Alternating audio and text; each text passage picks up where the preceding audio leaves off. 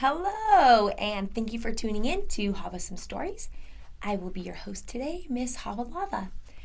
Today I'll be reading The Creature from Jekyll Island from the Tuttle Twins series. This is book 3, and it's written by Connor Boyack.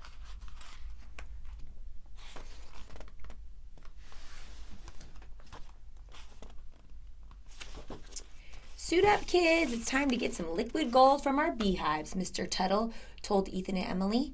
One of Mr. Tuttle's favorite hobbies was beekeeping. He and the twins had a deal where he would take care of the bees and the twins would take care of the honey. The best part. It had been a productive summer. Their bees had worked very hard collecting nectar from all of the flowers and vegetable gardens in the neighborhood and turning it all into honey. Mr. Tuttle opened the first hive and blew some smoke inside to make sure the bees stayed calm. Ethan and Emily helped remove the frames full of honey and carried them to the garage, where they used an extractor to spin them for a while until all of the honey had come out and dripped down through the filters into the jars. Emily couldn't resist licking her fingers or sticking her fingers into the golden waterfall coming out of the extractor. "This tastes amazing, Dad," she said, as Mr. Tuttle smiled. Even though they were planning to sell a lot of the honey, the Tuttle family made sure to keep several jars for themselves. Honey is so yummy. By the time they had finished, Grandma and Grandpa Tuttle had arrived. They had come to town for the annual country fair and farmers market. It was everyone's favorite day of the summer. Emily looked forward to riding the roller coaster. Ethan was excited to eat some cotton candy. They were both excited to sell jars of honey at the farmers market booth.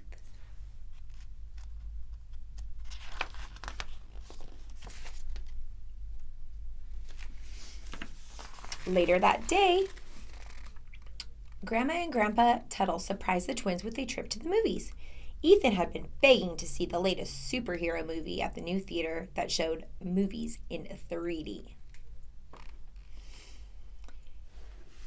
and had seats that vibrated to make the movie feel more real. At the movie theater, Grandpa Tuttle was amazed at the price of the tickets. "I paid 50 cents for a movie ticket when I was your age, and now it costs over 20 times that much," he said. "Can we get some popcorn?" asked Ethan. "And something to drink?" asked Emily. "You bet," Grandma Tuttle replied. The cash register rang up $10. "My heavens, why does everything cost so much these days?" she asked Grandpa Tuttle.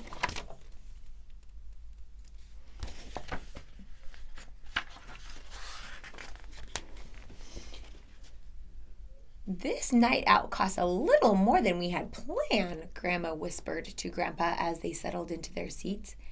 "It's because of that wretched creature from Jekyll Island. That's why," Grandpa complained a little too loudly. The twins overheard Grandpa. Emily was about to ask what he meant when Ethan suddenly let out a loud shout. His popcorn launched into the air, spilling into Emily's lap.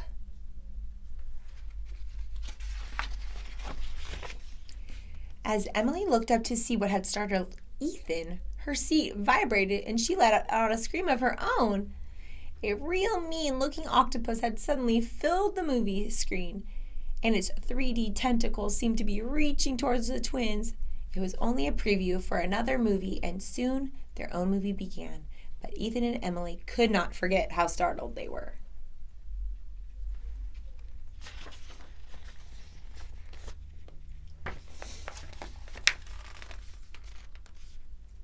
"Mom, the movie was awesome," Ethan told her as she tucked him into bed that night. She kissed Ethan goodnight and left to tuck Emily in. But Ethan couldn't sleep. He was restless, still seeing that scary octopus from the movie theater in his mind. He could hear his dad and Grandpa Tuttle talking downstairs in the dining room. Ethan could tell that his grandpa was upset about something. He crept down the stairs to better hear what they were saying. "I don't know how I'm expected to make this work," said Grandpa. "My income isn't going up, but the cost of everything is definitely going up. I've worked hard all my life, and now my savings is being stolen." Ethan saw his dad shake his head slowly. "The creature from Jekyll Island strikes again. Life would be better if it didn't exist," Mr. Tuttle said. There it was again, the second time Ethan heard about this creature in just one day. But what was it? Why is this creature taking Grandpa's money?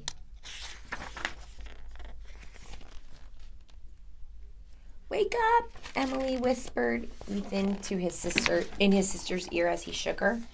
What is it?" Emily shuddered as she came out of a deep sleep. "What's wrong?" "Remember how Grandpa complained about the creature from Jekyll Island when we were at the movies?" Ethan said. Emily nodded. "Well, Dad knows about it too."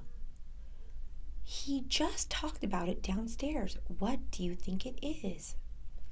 "Well, what have they said about it?" asked Emily after a big yawn.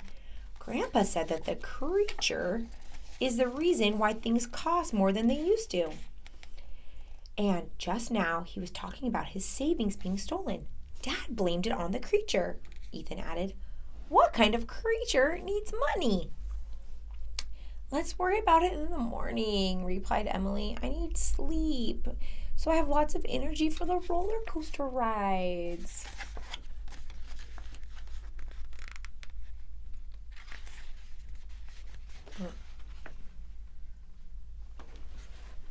The Tuttle Twins dreamed of the scary octopus that night. Ethan imagined it stealing people's purses and piggy banks. Emily dreamt of a haunted dungeon on Jekyll Island where a crazy scientist created a monster that grew by eating people's money.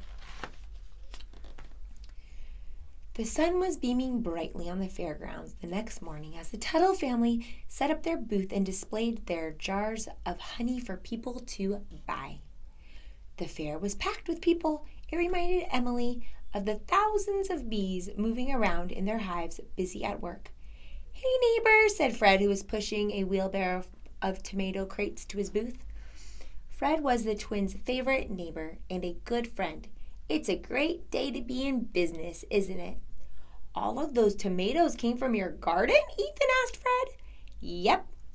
These and several boxes of other vegetables," Fred replied. "I owe a lot to your bees. They have been doing a great job pollinating my garden."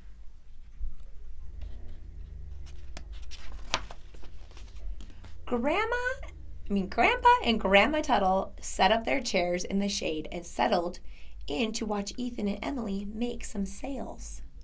Grandpa began reading the newspaper but quickly was interrupted by Emily. "Why is the creature taking your money, Grandpa?" she asked curiously. "Come again?" Grandpa replied. "Yesterday you were talking about a creature from an island that makes things cost more," Emily explained. "And last night Ethan heard Dad talk about the creature when you said that your savings was being stolen." "Here we go," said Grandma quietly, chuckling to herself. "You two better sit down for this," she said to the twins while winking at Grandpa Tuttle. "Where to begin?" said Grandpa, rubbing his hands together slowly. "Here's a question. Why are you selling honey today?" Ethan pulled a handful of money from a box and held it up to Grandpa. "Because we want more of this," he said excitedly. "And why do you want money?" he asked, looking at Emily.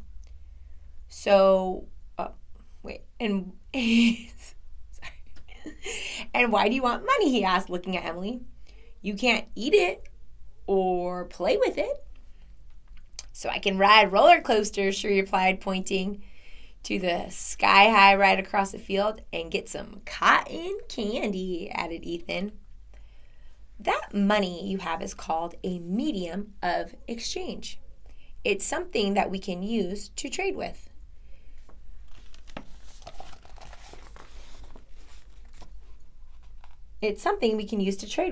Somebody for things we want, and they can use it to get what they want, Grandpa explained. But do you need to use money? He asked. How else will we buy things? Ethan replied. Why don't you try to trade some honey for a roller coaster ticket? Miss Tuttle suggested, offering to watch the booth for them. Great idea, said Grandpa. That's what we call bartering. Come on, let's go ask. Hi there, Grandpa said to the woman at the ticket counter. We were wondering if we can barter our honey for a few roller coaster tickets. Oh, I love honey, said the woman, but I'm sorry, we can't accept that as a payment. Why didn't that work? Ethan asked as they walked back to the booth. She even said that she loved honey. Why wouldn't she trade with us? Well, imagine if everyone tried to barter for tickets, replied Grandpa. How would a barter take his family on a ride if the roller coaster worker happened to be bald? Or what if the car salesman... Hold on one second. Well, imagine if everyone tried to barter for tickets, replied Grandpa. How would a barber take his family on a ride if the roller coaster worker happened to be bald? Or what if a car salesman tried to trade a car for tickets? Wow, a car probably worth thousands of tickets. There's no way he could use that many, Emily said. And even if some of the roller coasters wanted a new car, how would they divide it up between themselves? Grandpa asked.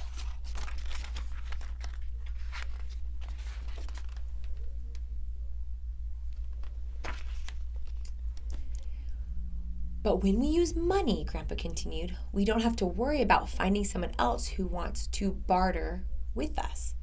It makes trading a whole lot easier for everyone. Okay, I understand, said Emily. But what about the creature? What does that have to do with all of this? One of the sneaky things the creature does, it makes prices go up, Grandpa explained. Like your grandma said yesterday, things cost so much more today than they did when we were your age. That's the creature's fault. Interesting. Imagine if the creature could sneak into the fairgrounds and change the cost of a ticket. He added, right now it's $1 for a ticket. What if the creature made each ticket cost $2? Ethan imagined the scary octopus slithering through the fairgrounds late at night, holding markers in its tentacles and writing new prices on everything.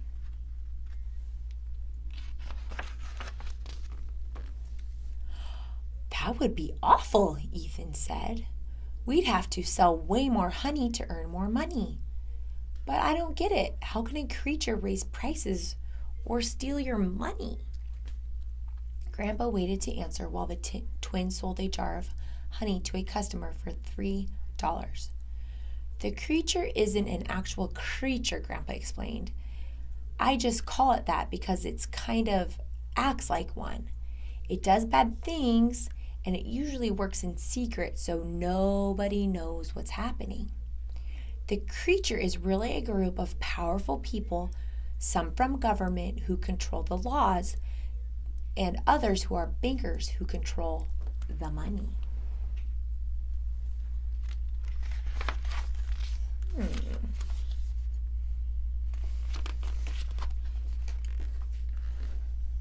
Long ago, after people realized that bartering wasn't working too well, they started using different things as money, Grandpa explained.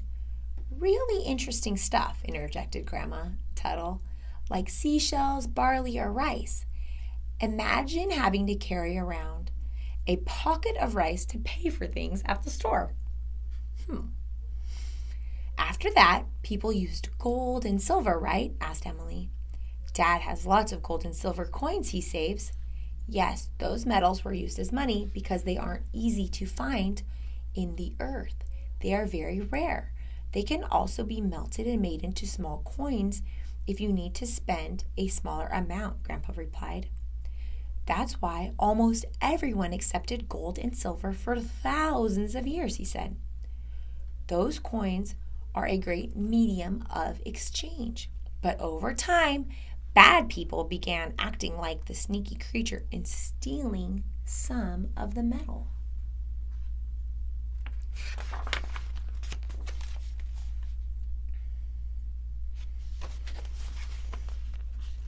There were kings who would secretly shave off edges of the coins to make new ones. You guys can't see it very good, sorry. Grandpa Tuttle explained and turned around to buy food from... There were kings who would secretly shave off the edges of coins to make new ones, Grandpa Tuttle explained, and turned around to buy food and nice things with the stolen money. The people wondered why they kept having less and the king and his friends kept getting more.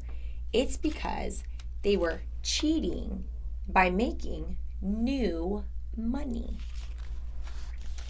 Grandma Tuttle found a quarter and showed it to the twins. Eventually, people noticed that when the coins started to shrink, so they invented new ways to stop those in power from cheating. See these ridges, she asked? If the metal was shaved off of the coin, the ridges wouldn't be there, so people would know if some of the metal had been taken. Ethan has always seen the little bumps on the edges of coins, but now he realized they were not what they were for, to tell if a coin had been shaved or not. Smart idea, he thought.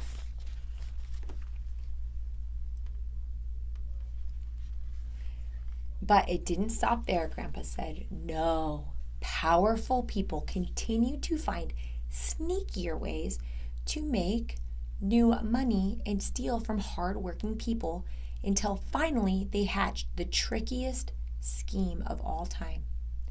The story was getting exciting. The twins moved closer to Grandpa Tuttle. The year was 1910. A small group of the wealthiest, most powerful bankers in the world, along with a couple of people in government, held a secret meeting on Jekyll Island in Georgia to plan the ultimate bank called the Federal Reserve. This bank, this creature, has one main power, and a very sinister one. The power to actually make unlimited amounts of new money. That would be awesome, shouted Ethan. If I could make all the money I wanted, I'd be the richest person in the world. That might be good for you, replied Miss Tuttle. But let me teach you why it's a bad thing for everybody else.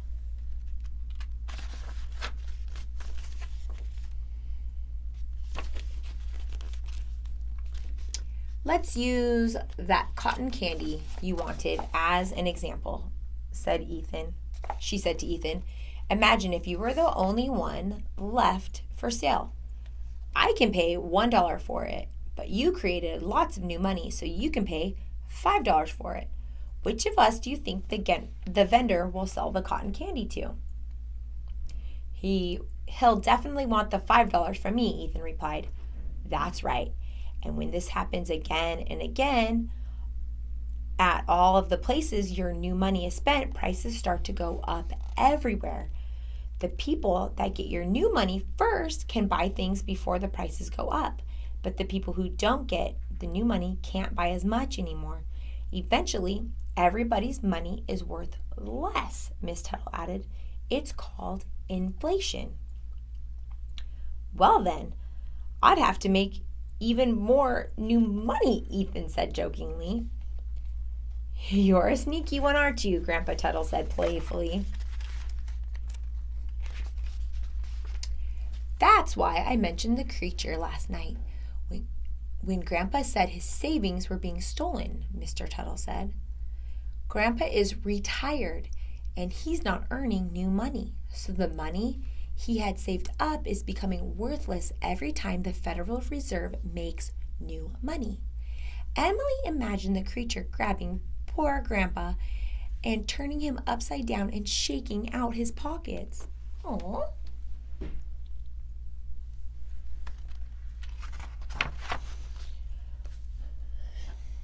I've seen a video about something like this, Ethan said.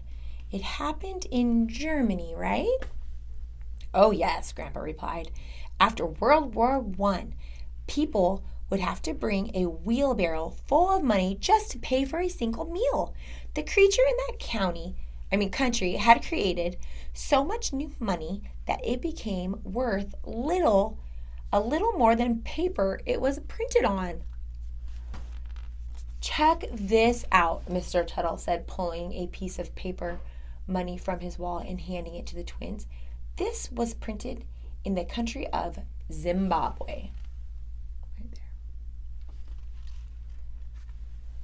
The money said $100 trillion. The twins' jaws dropped and their eyes bulged. Dad, you're rich, Emily said. Mr. Tuttle laughed. Not really. The creature in Zimbabwe printed so much money that it became worthless to the people.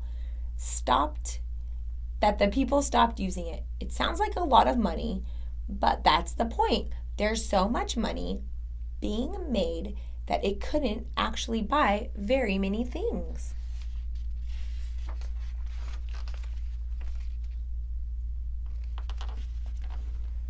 Ethan thought it might be funny to change the booth sign to read, Honey, 5 trillion Zimbabwe dollars. He giggled to himself, but decided that most people wouldn't get the joke.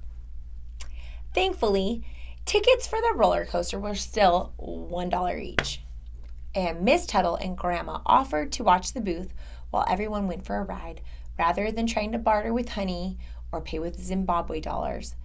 This time, Grandpa paid with a $5 bill and purchased a few tickets.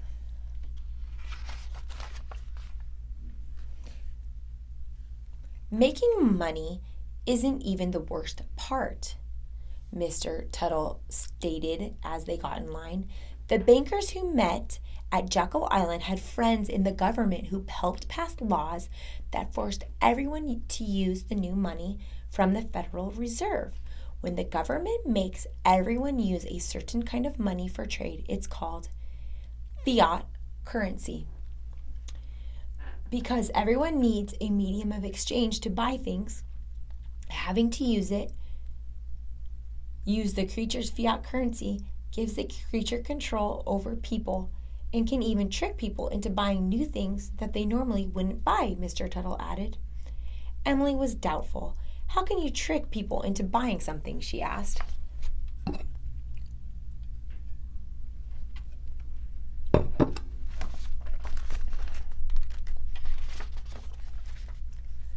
The Federal Reserve can make the prices go up and down by adding or taking away how much money there is, Grandpa explained. Today you're selling honey for $3 a jar, he added. If the creature said it would make the price go down to 50 cents tomorrow, would people buy your honey today or wait? They would definitely wait to get a better deal tomorrow, Emily answered. Ethan's eyes lit up as he and his family buckled themselves into the roller coaster. Or what if the creature was going to make your honey cost $10 tomorrow? Everyone would rush to buy your honey for $3 today before the prices went up. Exactly right, shouted Grandpa as they were flung into the air.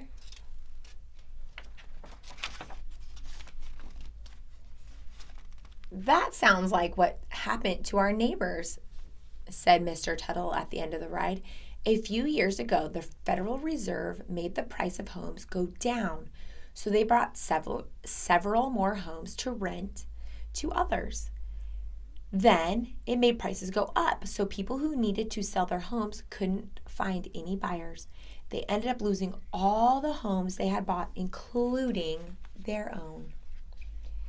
Now you see why the creature is so dangerous, added Grandpa Tuttle. A lot of people have suffered around the world because it controls fiat currency and causes inflation.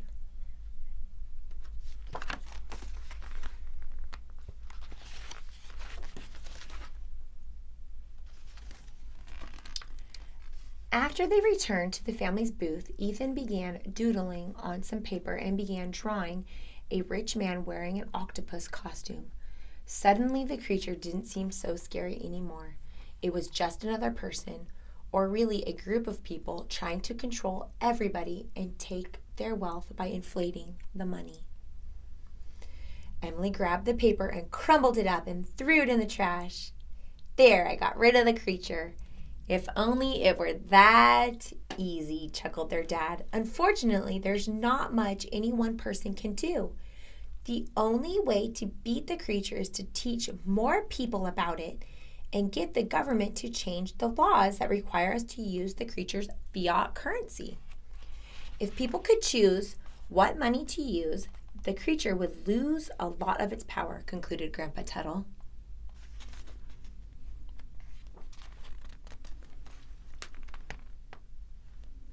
And just like some smart people figured out how to put ridges on coins, added their dad, smart people today are figuring out how to trade without the creature being able to control them, using things like gold and silver products, garden co-ops, online bartering, and digital currencies such as Bitcoin. In ways, the creature acts like you do with the bees, Miss Tuttle told the twins. Powerful people controlling hard-working workers and taking away their savings. Sound familiar? She asked with a smile. Speaking of honey, looks like we just sold the last of it, Mr. Tuttle said. He paid Ethan and Emily their portion of the money their family earned that day. Ethan quickly bought some cotton candy from the vendor walking by their booth. Come on, Emily, he beckoned. Let's go spend our money before the creature makes everything cost more. Grandpa Tuttle couldn't stop laughing at Ethan's joke. Mr. Tuttle smiled as his mother put her arm around them. Those are some smart kids, son.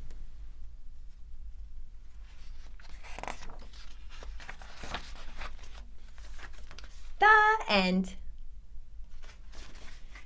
Thank you for tuning in today to Have Some Stories. Oh, we have some glossary of terms in the back. How have I been missing this? Very fun. Like and subscribe. Tell your friends to listen to these stories. And have a great day. See you soon. Bye.